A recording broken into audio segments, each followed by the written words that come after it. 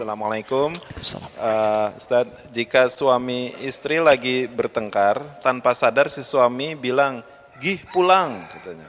Tapi istri tidak pulang karena alasan anak, katanya. Namun setelah 3 hari, mereka suami, tanda kurung suami baik kembali seperti sedia kala. Oh, tanya, kenapa kata-kata gih pulang itu berarti, apakah kata-kata gih pulang itu berarti cerai atau bukan? Mohon penjelasan. Oh, mohon tanyakan pada suaminya langsung, itu cerai atau bukan gitu. Selesai, kalau tanya saya tidak tahu saya, Allahu a'lam bishawab ya. Ditanyakan pada suaminya ya. Setelah itu baru saya sampaikan hukumnya, gitu kan? Baik. Pertama sebenarnya gini pertanyaannya, kenapa mesti bertengkar? Kalau ada sesuatu yang bisa dikomunikasikan, kenapa mesti bertengkar? Itu masalah dulu. Ya, awas hati-hati. Karena itu persoalan-persoalan di rumah tangga itu runtut sekali. Masalahnya diberikan oleh Allah. Kata Allah, ini kemungkinan yang bisa terjadi. Hati-hati ya. Pernah belajar tentang fikih setan? Mas, itu harus belajar. Anda kenal malaikat tapi nggak kenal setan. Seperti tahu jalan mulus tapi tidak pernah tahu lubangnya. Anda bisa kepeleset. Setan itu musuh bukan? Anda tidak pernah belajar bagaimana musuh Anda bisa menggoda Anda, bagaimana bisa menghindarinya. Banyak setan Pak, Bu. Hati-hati. Misal, setan di rumah tangga, sampai ada di rumah, ada, itu namanya dasim. Dasim, perempuannya dasimah dia. Baik kan muslim, muslimah, mukmin, mukminah, dasim, dasimah. Teman-teman, itu saking bahayanya. Itu langsung oleh Allah. Cara kerjanya ditampilkan di Quran. Ya, dia punya 3 tugas itu. Tugas pertama, di Quran surah kedua Al-Baqarah ayat 102. Posisi paling kiri, dari atas sampai bawah. Di pertengahannya, lihat.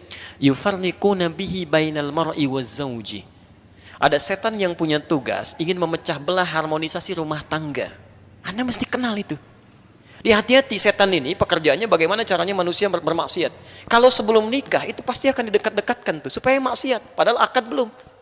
Baru kenal, sudah jalan, naik beca berdua, seakan beca milik bersama, tukang beca nggak ada gitu kan, jalan aja. Ya, gimana caranya maksiat? Tapi setelah menikah, demi Allah saya katakan, tidak ada yang paling menjengkelkan kecuali pasangan sendiri. Dibuat bermaksiat itu, dibuat supaya ada pisah, supaya ada maksiat kepada Allah Subhanahu wa taala. Situasi terbalik. Ya, 3 bulan, 6 bulan pertama semuanya normal. Ya, 3 tahun, 4 tahun, 5 tahun. Silakan perhatikan. Yang paling standar aja ya, paling standar. Silakan cek. Ya, antum teman-teman yang laki-laki pamit gitu kan ke istrinya. Mah, ke kantor dulu ya. Ya udah, silakan. Udah jalan. Suami orang ke kantor, Pak. Masya Allah. Ibu juga sama, minta ke bapak, Pak, ngantar anak dulu ya. Ya udah, hati-hati. Istri orang ngantar anak, Bu. Masya Allah. Ya, jadi dibalik tuh situasinya. Jadi yang sendiri, pasangan sendiri kelihatan tidak menyenangkan, pasangan orang lain bisa kelihatan bagus. Bisa berubah di situ. Ya. Makanya apa celah yang pertama kali dimunculkan? Al-Quran langsung memberikan jalan. Lihat kalimatnya. Pertama kata Quran di surah ke-4 ayat 34, posisi paling kiri sebelah atas. Ya, lihat kalimatnya. Kalimat pertama yang disebutkan oleh Quran, kemungkinan terjadi adalah miskomunikasi. Hubungan-hubungan yang tidak baik akibat kegagalan berkomunikasi dengan cara yang tidak baik. Makanya ketika ada persoalan yang terjadi di rumah tangga, bahasa Quran pertama kali, fa'idhuhunna. Jalin komunikasi yang baik. Jangan ditunggu, Bu. Ya. Maaf, ini kelemahan kadang-kadang di sini nih. Ya, ada persoalan walaupun kecil, kadang-kadang didiamkan. Diam itu kan kesannya jadi prasangka. Jadi prasangka. Silahkan cek. Ya, kebanyakan sekarang temannya banyak kan. Saya mau tanya pada ibu. Ibu ingin jadi perempuan solihah? Baik. Apa ciri perempuan solihah itu? Di Quran cuma 2. Cuma 2. Quran surah ke-4 ayat 34. Fassolihatu. Perempuan yang solihah itu satu qanitatun. Qanitat. Qanita itu taat pada Allah dengan cara menaati suami pada yang baik-baik. Jadi kalau suami ibu mengatakan pada yang baik-baik, cepat taati ibu. Surga ibu ada di situ. Mah berhijab dia, insya Allah. Malam tahajud dia, siap insya Allah. Keta'lim dia, insya Allah. Begitu ibu katakan demikian, lihat hadisnya, diriwayatkan oleh At-Tirmidzi. Lihat kalimatnya. Masya Allah, ini indah sekali.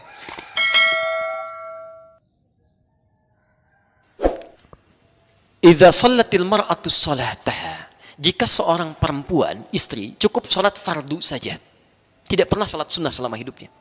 Wa shamat shamaha. Dan puasa fardu Ramadan saja, tidak pernah puasa sunnah selama hidupnya. Wa hafizat farjaha, kemudian menjaga kehormatan dirinya, tidak pernah selingkuh dalam hidupnya. Wa ata'at zaujaha, dan menaati suaminya pada yang baik-baik saja. Qila laha yaumal qiyamati akan dikatakan pada perempuan seperti ini di hari kiamat, udkhulil jannata min haitsu syi'ti. Silahkan masuk ke surga dari pintu mana saja yang engkau kehendaki. Laki-laki tidak bisa, susah. Mau masuk pintu puasa Ar-Rayyan, puasa dulu. Ada pintu tahajud, ada pintu sedekah. Perempuan yang menaati suaminya pada yang baik-baik, kata Allah, Masya Allah, ingat ya, pada yang baik-baik. Kalau suami minta pada yang tidak baik, ibu boleh menjawab atau menolak dengan cara yang halus. Ya. Mah, papa ada family gathering nih di perusahaan, tolong buka hijabnya ya, cuma 30 menit. Nah, ibu boleh tolak dengan cara yang halus. Pak, selama 30 tahun ini, ibunda yang almarhumah itu selalu berwasiat supaya dijaga, Pak, sampai hari ini. Saya tidak tahu nanti apa yang harus saya katakan pada mama kalau saya meninggal nanti. Ya, apa jawabannya? Mohon dipahami, Pak. Dengan jawaban yang lembut, dengan itu ada kelembutannya. Oh, mungkin ya sudah, mah. Pakai aja. Mudah-mudahan jadi hidayah bagi yang lain. Dengan cara yang lembut, jangan langsung naik dulu. Mah, lepas hijabnya ada pertemuan. Apa? Wah, nanti belum apa-apa sudah naik gitu kan. Jadi rame. Ini yang kadang-kadang suka beda-beda nih. Ya. Awas Bu, hati-hati. Suami kan pemimpin ya. Apa sifat pemimpin yang paling dominan? Sifat pemimpin yang paling dominan apa? Egois, apa lagi? Oh, yang jawab laki-laki semua nih, egois ayo. Ya. Sifat pemimpin yang paling dominan itu tidak mau dipimpin. Tidak menerima saran, hanya menerima masukan.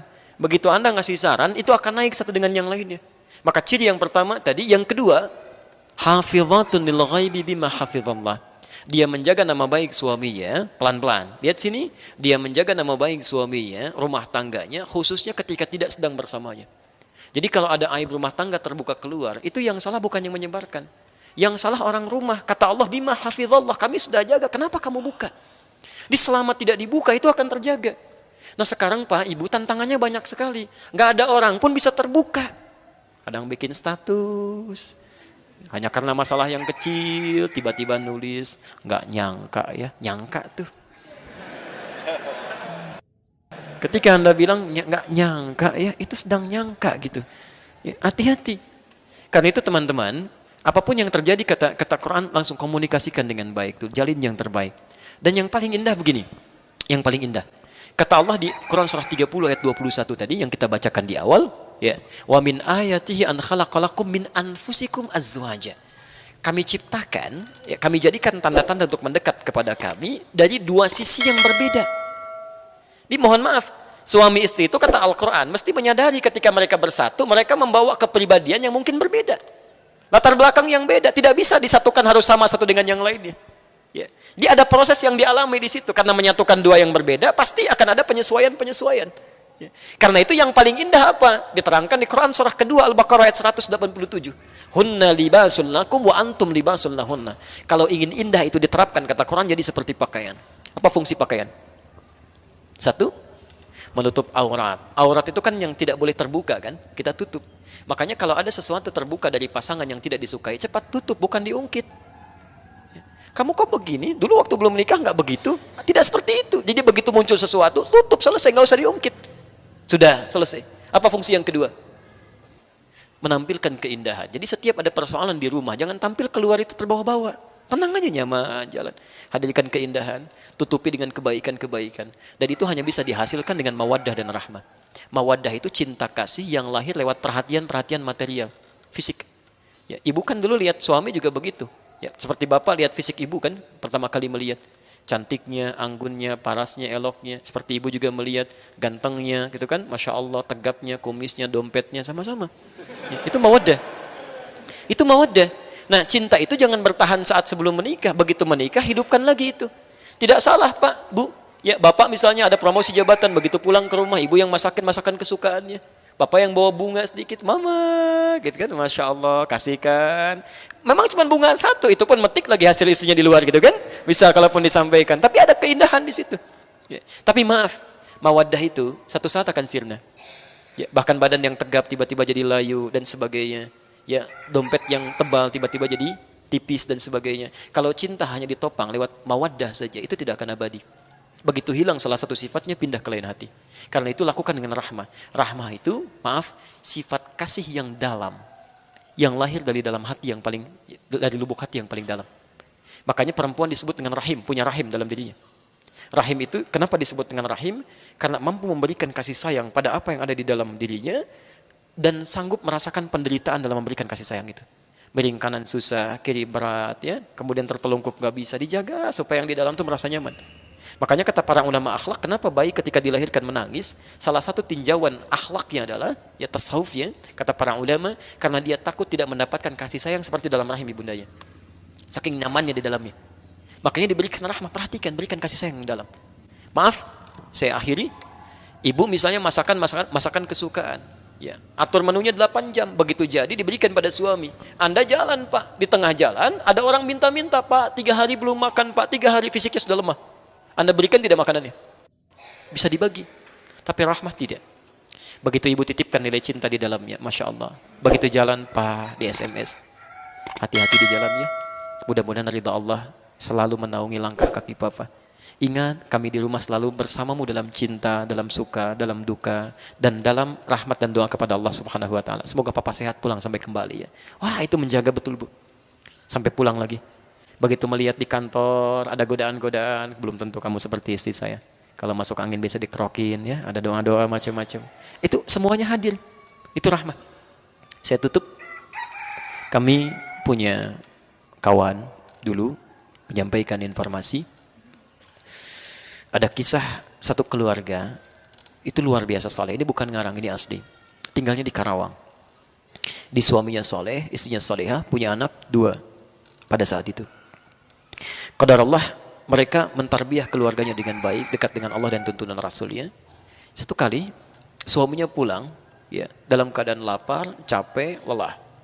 Begitu pulang, istrinya masih dalam keadaan masak, gitu kan. Ditinggal sebentar, dijemput di ruangan depan. Setelah dicium tangannya, kata suaminya, "Ma, tolong buatkan untuk pengganjal dulu." Masya Allah. Maka istrinya langsung ke dapur, buatkan mie, Bu. Buatkan mie. Suaminya duduk. Allahu Akbar. Ketika mulai dibuatkan mie itu, teman-teman sekalian, dibuat. Tanpa sadar karena sibuk pikiran kemana-mana, garam yang untuk sayur itu ketuangkan ke mie. Garam 1 sendok begini, dituangkan ke mie, diputar begini. Udah selesai. Perasaan bahagia, ingin memberikan sesuatu pada suaminya, kemudian dihadirkan. "Pak, silakan nikmati dulu," gitu kan. Masya Allah, antum dalam keadaan capek, lapar, diberikan mie plus 1 sendok garam. Baik, suapan pertama kalau Anda dalam posisi suami yang dimaksudkan, apa yang disampaikan kira-kira? Perhatikan, rahmah ketika ditampilkan, tarbiyah ini hadir dalam kehidupan rumah tangga. Salah satu rumus di Quran tentang rahmat ini, ada di Quran surah ke-91 ayat 7 sampai dengan 10. Rumus gampangnya begini, rumus gampangnya. Dalam diri kita ini ada 2 kecenderungan, sifat baik, sifat buruk. Sifat baik disebut takwa, sifat buruk disebut fujur. Selalu ada lawan. Ya, sabar, lawannya marah. Jujur, lawannya bohong. Tawadhu, lawannya sombong. Rumusnya di Quran, kalau Anda ingin bahagia, ketika mendapatkan sifat-sifat yang jelek, sifat jelek ini diciptakan bukan untuk membuat kita jelek, tapi untuk melatih yang baik-baik supaya muncul. Rumus cepatnya, cepat cari lawannya. Cari lawannya. Misal, saat suami dititipkan marah oleh Allah, dititipkan, kemudian marah kepada ibu. Sifat marah ini dititipkan kepada suami bukan ingin menjadikan suami pemarah, Bu, tapi ingin melatih kesabaran dari ibu supaya muncul. Jadi begitu ibu mendapatkan suami marah, itu tandanya kesabaran ibu sedang dilatih. Ini berbahagialah kalau suami sedang marah-marah. Ya.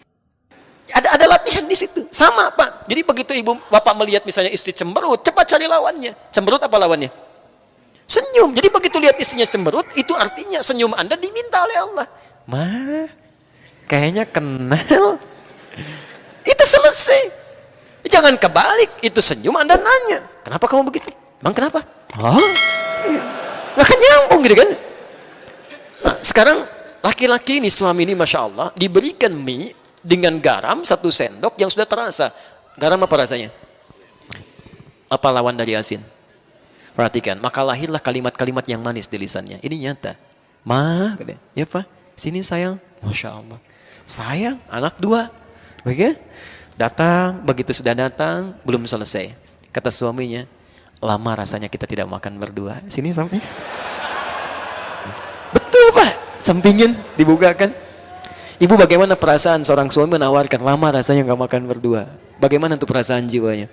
Masya Allah. Begitu selesai, belum sampai situ, dahsyat kalimat ketiga. "Sini papa suapin." Yang ketiga ini nyata loh. Begitu disuapi, sadar istrinya ada yang salah. Di sini terjadi rahmat Allah Subhanahu wa Ta'ala. Masya Allah. Begitu mengaku salah, bukan ketawa, tapi langsung terjatuh menangis, beliau dicium kaki suaminya. Maafkan saya Pak, saya tidak sengaja. Suaminya merespon lagi, jangan begitu, Bapak kan cuma bilang lama rasanya kita nggak makan berdua katanya. Ya. Dia angkat istrinya, Masya Allah, apa yang terjadi di situ? Karena masalah garam asin, tiba-tiba banyak yang manis yang muncul. Laparnya hilang, cintanya bersemi, masak bersama di dapur. Jadi masalah kecil itu kalau semua tarbiyahnya bagus, terjalin hubungan dengan Allah, gampang gitu. Ya, memang gampang mengatakannya, tapi prakteknya juga tidak mudah gitu kan. Baik, Ustadz juga sama begitu, sama aja gitu kan. Makanya jarang ada Ustadz ceramah bawa istrinya gitu. Baik ya, tapi insya Allah istri kami menonton ya. Baik, teman-teman saya kira itu ya yang bisa kami sampaikan. Tidak ada pertanyaan lagi? Sudah Baik. cukup. Ya. Kalau sudah dirasakan, maaf saya tanyakan, jelas uraiannya? Jelas ya, paham?